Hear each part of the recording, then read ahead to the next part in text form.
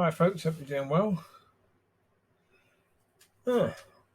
People keep on putting messages on places like Twitter about Man United saying, what do we need to do to be competitive against the top teams? Wake up. It's the first thing you need to do as fans, wake up. United fans at the moment are behaving exactly the same as Liverpool fans behaved.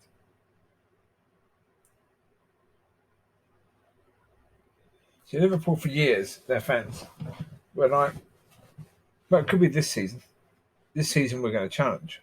This season we're in better shape than we were last season. Nobody bothered to ask, based on what? Based on what?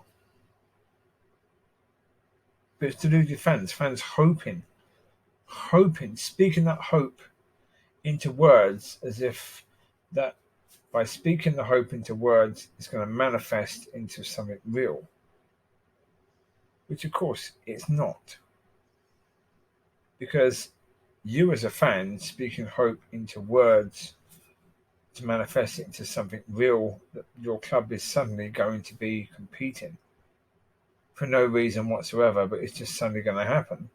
Of course, no, that's fantasy world. And with United, it's exactly the same. I mean, today, again, something come out. Again, the reason I say again, it's been done about 5 times now. The Bruno Fernandes transfer money come out of the summer transfer kitty.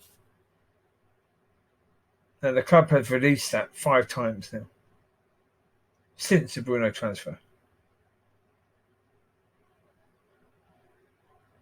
Now, the incredibly stupid thing about that is that fans are putting up with that. They're not really having a go at the club for that. They should be. Because that last summer, the club was bigging up, we spent 150 million. Yeah. Well, actually, no, you didn't. Even though it wasn't quite 150 million, 130 something million. So, well, no, you didn't. Not grand total spending, money out of the club. After you consider the selling of Fellaini and Lukaku, it was around about 50, 60 million that was spent in total. If you consider how far we are behind City, and while you're considering how far we are behind City, you have to also acknowledge that City are a long way away behind Liverpool now. City allowed Liverpool to catch up and overtake them. Why? Because they stopped investing. They stopped investing wisely. They haven't done what Liverpool did. Liverpool have done the job fantastically well. They've invested brilliantly. They've made sure they've got the people for the jobs that were needed. Whereas United are on this thing at the moment of, go for British. Well, if you go for British, you're going to be spending more money, you complete and utter morons. It's costing you more money. And, Goldbridge was right on this. I think it's Goldbridge. Because he said, I think it was yesterday or even earlier today. Well, he makes videos all the time. So, all the time. 3 or 4 a day. Then again, so do I sometimes. Not about the same subject, though, generally speaking. Generally speaking, I've made a few about Man United recently. So this is another one. He said the thing about buying English players, it's like, okay, if you're going to buy all French players just after the French won the World Cup, that makes sense. Actually, that's not what he said. What he basically said is England players are bottlers because when it comes to the English national team, they bottle. And they bottled ever since he was a kid. For the whole of his time, because even beyond when he was a kid. I mean, even beyond when I was a kid, the last time England actually won a tournament was '66. That was 3 years before I was born. They've completely bottled it ever since then. They've had, on many occasions, technically one of the best squads in the tournament. They've had that on many occasions, but the players, the managers, the coaching staff, everyone involved in England had just not managed to put it together. There's just not been that belief, and when they come under the situation of a semi-final. Remember that one against Greece?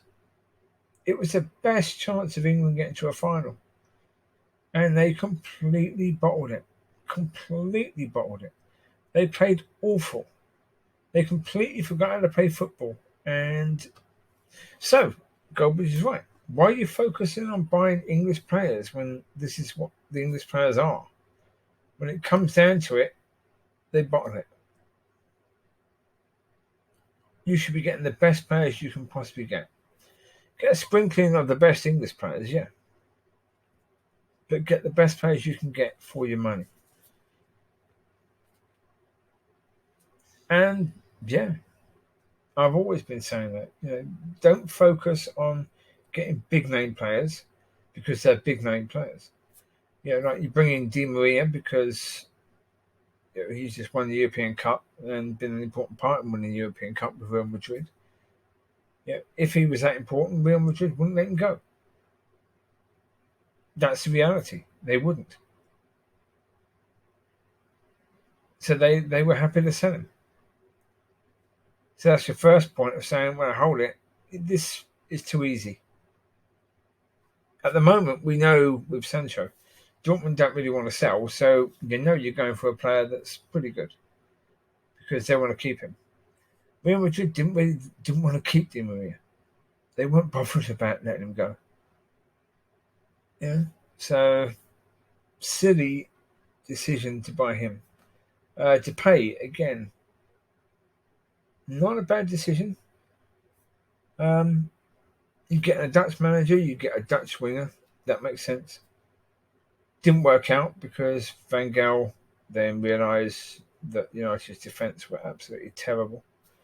And so he went too defensive for any attacking player to be any good at all.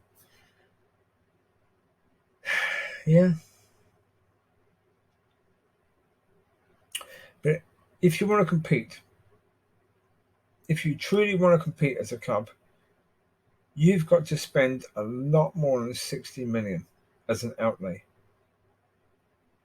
in a transfer window, in every transfer window. And you've got to do this for the next 5 years. I mean, I personally would say bring in 10 players now. Go and spend $1 billion now. Go and do that now. Bring in 10 fantastic winners. And now you've got a squad. There you go. It may take a season to get this squad playing. But again, if you're wise in the players you bring in and you target the best players in the best positions who can play the best way to the way you want to play, then you can go and spend, you don't even need $1 billion. 700 million will do the job. 500 million will probably do the job. Easily. 500 million. Go and spend that now. You can get some fantastic players to come in. A mixture of old and young. As in experienced and young. I mean, the problem is that people are saying, oh, Martial is fantastic. Martial is now really the most experienced of our forwards. And did he play well on Sunday? No, he didn't. He had loads of chances to score. Did he put it away? No, he didn't. So you can't rely upon Martial. So you need to bring in an experienced forward. In which case, do you really need Martial now? And he's good, but Is he good enough? As I say, is Martial the choice for France? Does he even get in their squad? If not, then why on earth is he good enough for United?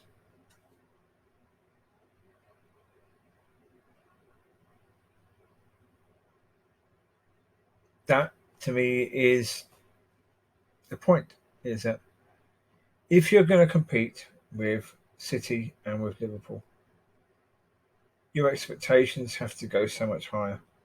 Your expectations of the players you have to go so much higher.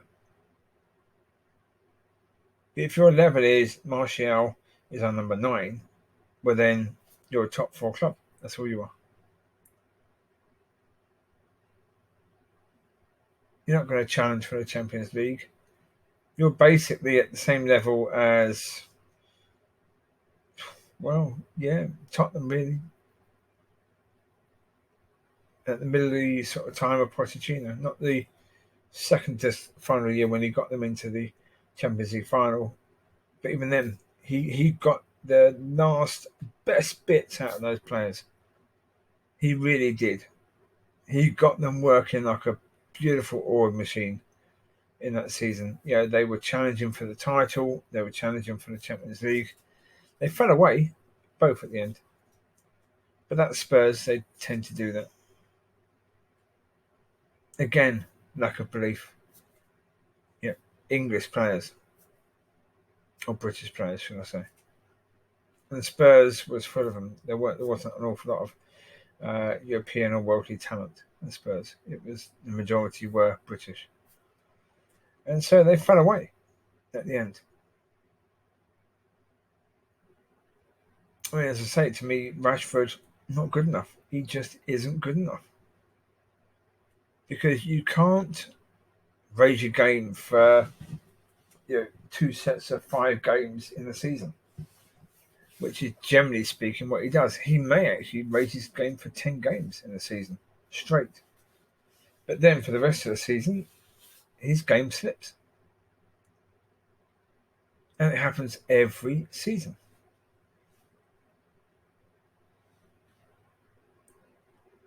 Don't care if he's English. I don't care that he came through the club.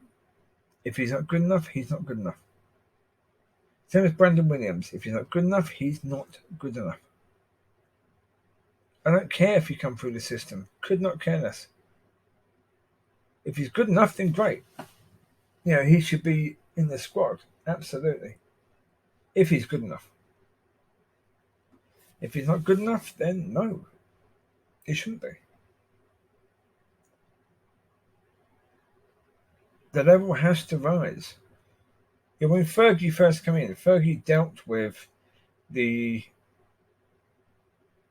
players that didn't really respect the club, players that weren't willing to put in 200%, on a daily basis. After training, they'd go down to the pub, they'd be smoking and drinking and having a merry time, not looking after themselves, or not making sure that they were in tip-top shape for the next game. He got rid of them. Bye-bye. We're doing something different now. It's by doing something different. It's by trying things different. It's about saying, right, we're not going to put up with that. That doesn't work. Now, the problem is with Ollie, how long would it be until Ollie or someone else says, with the current squad, this isn't going to work? Now, apparently, after the game, Ollie did a press conference and said, when he's silence, the problem is Ollie is not the sort of manager who's going to go to Woodward and say that you either get me these players or I walk. What he should do is say you either get me these players or I walk. But what he should have done is when they offered him a contract, he should have used that to say, in my contract, you promise to bring in the players that we need so we can compete at the highest level. If you're not doing that, if you're penny pinching, I can leave. If we lose players because you're penny pinching, then I can go. That's what he should have done. Did he do it? No. No. I mean, he's a Man United fan that was offered a job. Same as Igalo. Igalo was a Man United fan that was offered a chance to play for United. Of course, he's over the moon at it. Yeah, if United wanted to buy him, and United said to him, "Yeah, but we can only pay you £100 a week," he'd say, "Yeah, no problem. I love the club. I'll be here for nothing." You know. And Ollie is the same. And unfortunately, when Jose was at the club, Jose could have used his clout, to say you need to invest. And he didn't. So, yeah, at some point, some managers got to go to the board and say that you either invest or I walk. They've got to put the club first. Otherwise, we'll be 30 years down the line, just like Liverpool. Keep on saying after every single season, the next season starts, this could be our year. This could be our year. Maybe we could be back this year. Based on what? So United, we have the situation where Chelsea are improving. Arsenal are improving-ish. But they're improving. Tottenham will improve. Leicester will improve. Man City will improve. Liverpool will improve. So far, who have we brought in this summer window? No one. No one. All we're being told on a regular basis from the club is that the Bruno Fernandes transfer came out of the summer budget. Yeah. So don't be surprised if we're told at the end of this window that Bruno Fernandes was our summer signing.